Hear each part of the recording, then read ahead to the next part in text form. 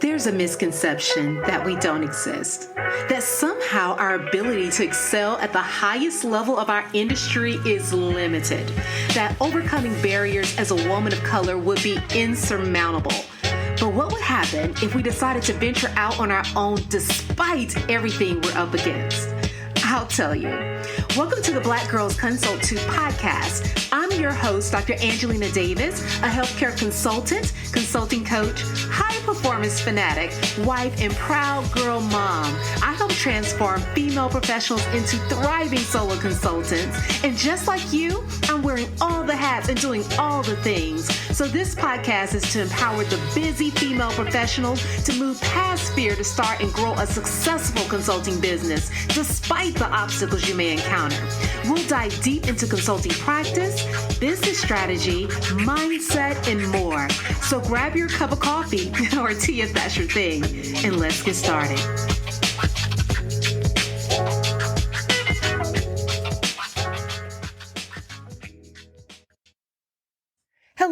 Hello. Welcome to the Black Girls Consult 2 podcast. I'm your host, Dr. Angelina Davis, and I am so happy you are tuning in this week to the podcast episode. I am so cheery because I seem to light up every time I have an opportunity to hop on the mic and have a conversation with you. I always say in our little, den where we're just kind of shooting the breeze and having a little bit of real talk about consulting and building a consulting business in this crazy marketplace. And you know what's so funny? My husband this morning was joking around with me as I was listening to an older episode of the podcast, kind of thinking and planning out certain episodes as we go into the new year. And he said, "Do you always start your podcast episode the same way?" And I was thinking, hey, look, why not? I love to at least let you know who you're talking to. But then too, again, I actually use this as my way of starting and kind of warming up because it's always, a little awkward to talk into a mic, especially when I'm talking to you, but you're not necessarily here physically in front of me. I have to really channel that energy so that we're able to connect and continue these conversations outside of the podcast. So I told him, yes, I do start it that way, but who knows? Maybe I'll try something different as I move forward. Just know that this is my way of saying hello and just really telling you that I'm so happy that you're here. And today is a little bit different. I know I say that all the time, but it really is different because I was just scrolling online and ran across an article very recently that got my brain working, and I was just all fired up emotionally because of the content. It's not anything necessarily new, but it's that reminder that you get at times about why your business exists, what your purpose is, and the mission that you're actually on. And whenever you get these reminders, I always feel like God places them at certain points of your, business journey where you may be feeling a little bit drained, or maybe you're stuck or you're feeling stagnant and you need something to kind of awaken that energy to the point at which it was when you first got started. That's where I am today. So you are about to hear all about this article. It was actually an article that was published a little while back. It's not as recent, maybe about a year ago or so, by JP Morgan. And this article was addressing inequities in the business space, especially when it comes to Black women in business. And so for all of my listeners on the podcast, this podcast is entitled Black Girls Consult 2.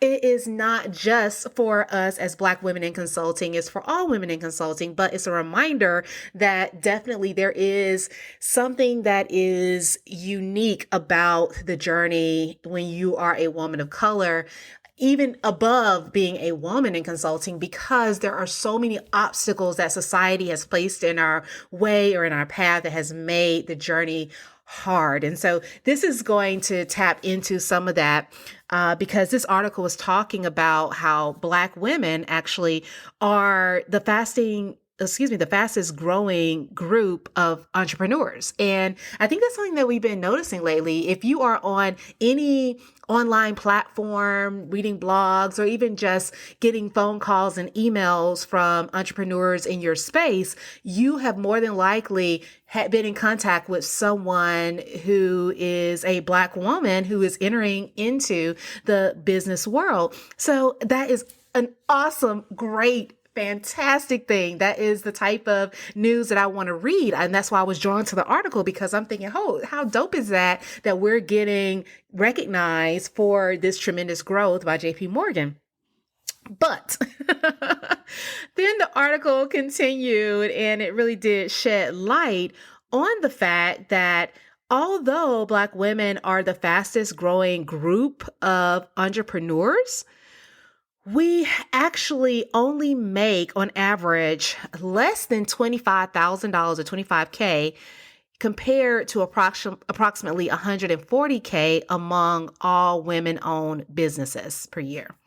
So when you read that, you're like, wait a minute, we're making like a fifth of what other people are making in the entrepreneurial space. Although we are definitely being more ambitious and getting things up and running and starting businesses at a faster pace, what in the world is going on?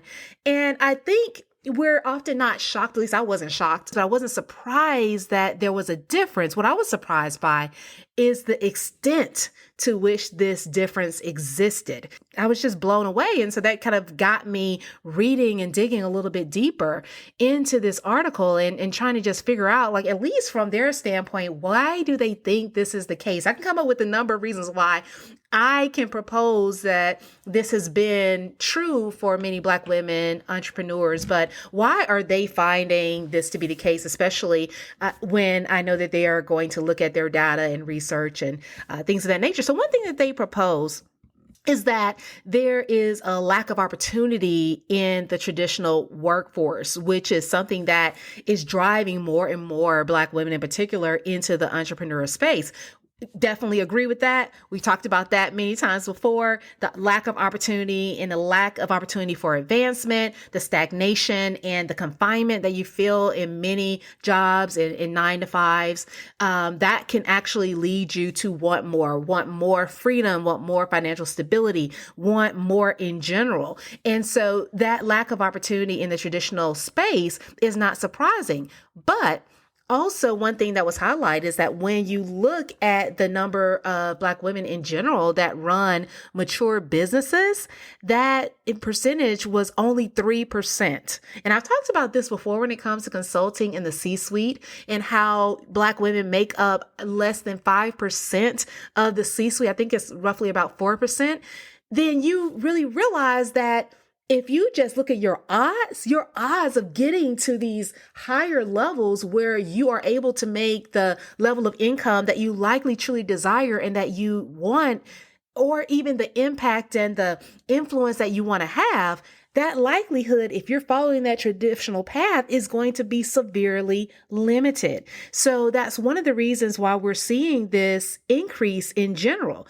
In addition to the fact that when you look at just the opportunity out there and the ease at which we're able to start businesses now, it is much easier than it's been in the past to start a business, to think about how you're going to market your services and advertise without massive budgets. It's just much easier to get the ball rolling. So those are all things that really contribute to this increase in speed at which we're going into entrepreneurship.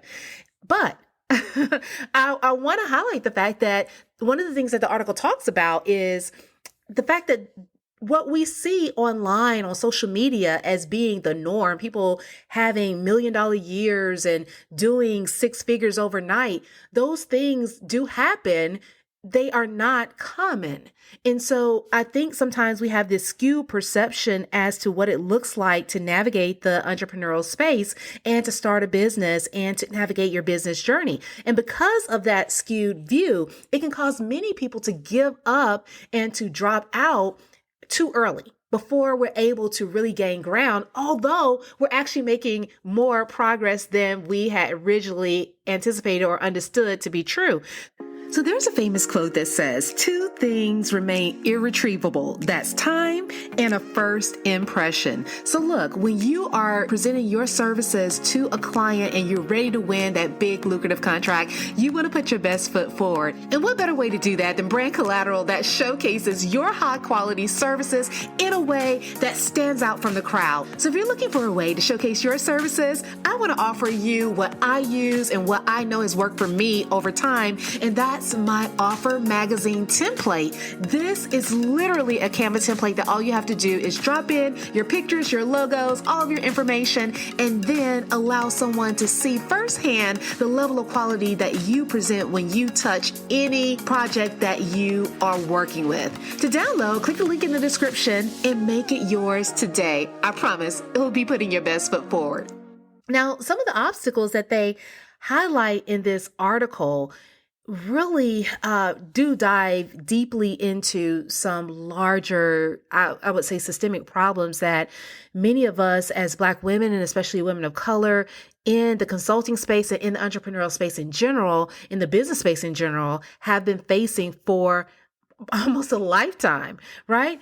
One is that when they looked at the businesses that many Black women were starting, they noted that we were starting businesses in crowded markets that have low margins, meaning that we're going into areas of retail and wholesale, education, or social services, all of these very, very crowded markets without good positioning. And these are markets that don't have a large margin. So the money that we're making is a fraction of what we can be making in other markets or other settings. And so one is that we're starting already, with, I would say, a poorly dealt hand. So we're not starting on even footing, even from the very beginning. And then probably the most significant reason or the most significant factor impacting our growth and our ability to grow is the lack of access to capital.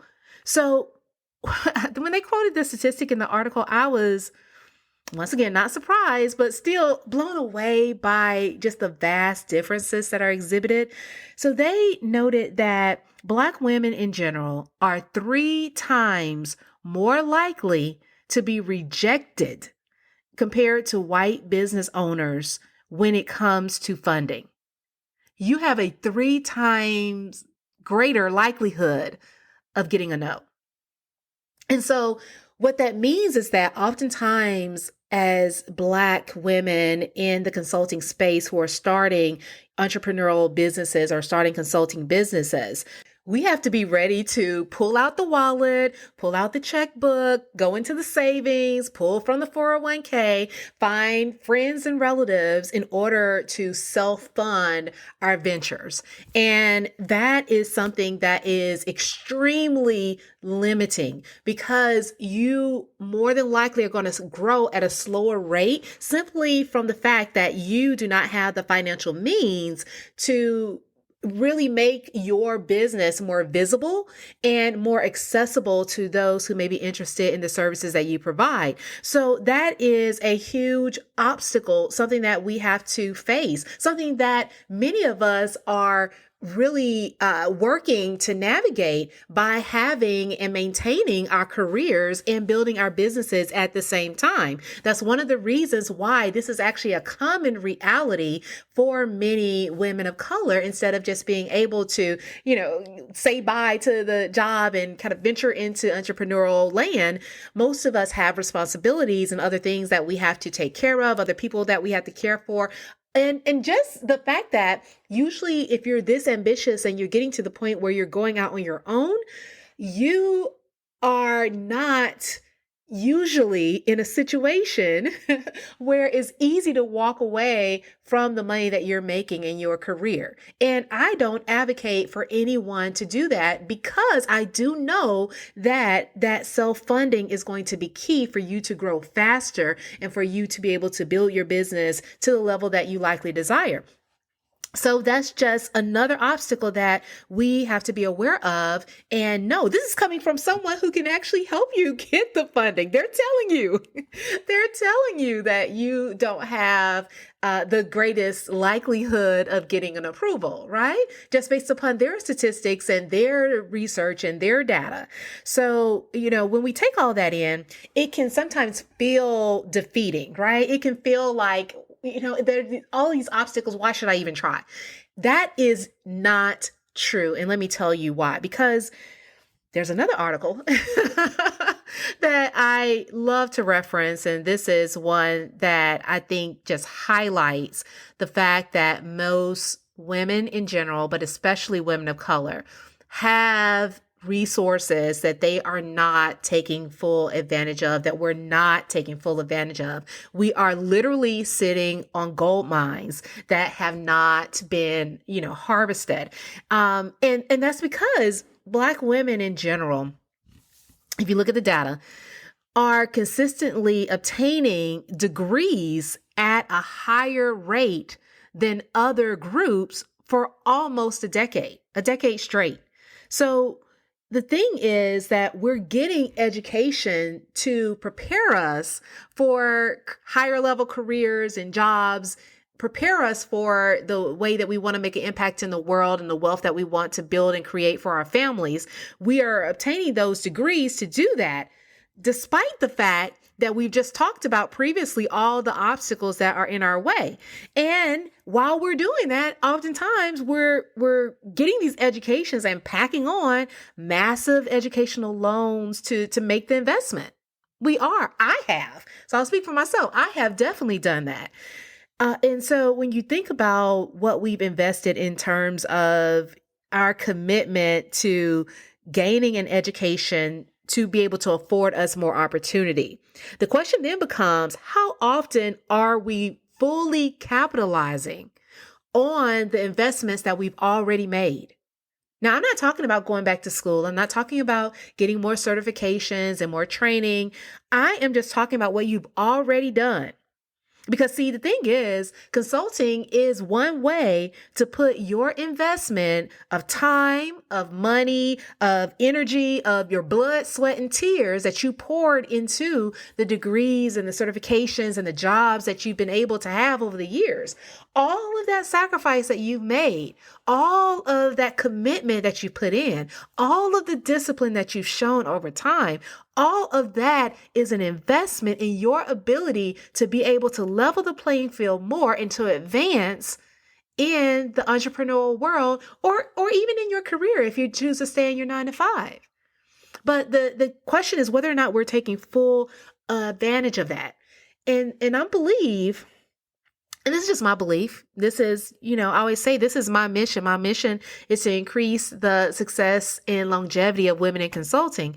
But this is one of the reasons, because the key to making all of this work, the key to being able to grow to the level that you desire, is going to be fully believing in the value that you currently hold and being unapologetic as to how you position it in the market and your willingness to sell your expertise. It literally is you going out and saying that I have what it takes to succeed, and I am going to utilize what I have right now, the resources that I currently have, in order to make that happen. And I'm going to do it in a way where I can maintain my sanity, do it with some ease, and maintain my financial stability, right? That's possible. That is more than possible for all of us. And, I'm getting to why I'm having this conversation. This is leading me to focus, especially in this last part of 2022, as we go into 2023. I want to focus on having a growth shift.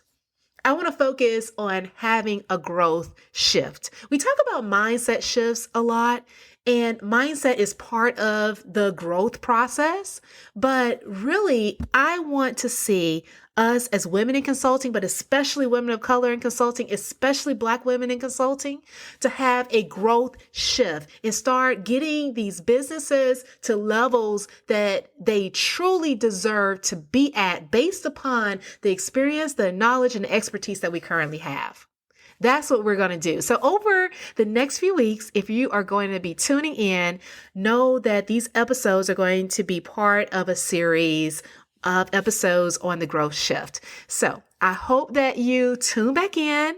I hope that you join me as we talk about ways that we can grow faster, bigger, and better in 2023, because that's going to be our year, guys. It really is. It's going to be our year. I'm naming it and I am claiming it now. So look, if you know someone that would enjoy this episode, or if you have a friend or two that have been thinking about going into consulting or how they can better position their consulting businesses so they can really capitalize on the opportunity in their space, make sure you pass this episode along to them.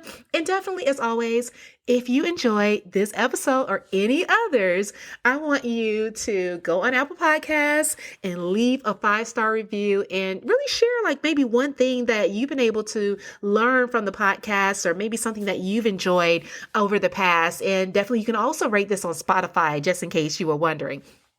But I am so excited about the opportunity that lies ahead for us. 2023 is going to be a great year, and we are going to kick it off now with the growth shift that we need in order to walk into that next year fully capable of capitalizing on everything that we have invested in. When we're coming for that return on our investment, we're definitely doing that. All right. So I will see you then. You guys have a great week. Take care. Talk soon. Thank you for tuning in to the Black Girls Consult 2 podcast. If you enjoyed today's episode, be sure to leave your review on Apple Podcasts, subscribe, and share it with a friend. We're on a mission to increase the success and longevity of women in consulting, and you can help us do that. Also, I'd love to hear from you, so let's connect at Dr. Angelina Davis on Instagram or LinkedIn. And don't forget to visit excelatconsulting.com for more information to support your consulting journey. Until next time, take care.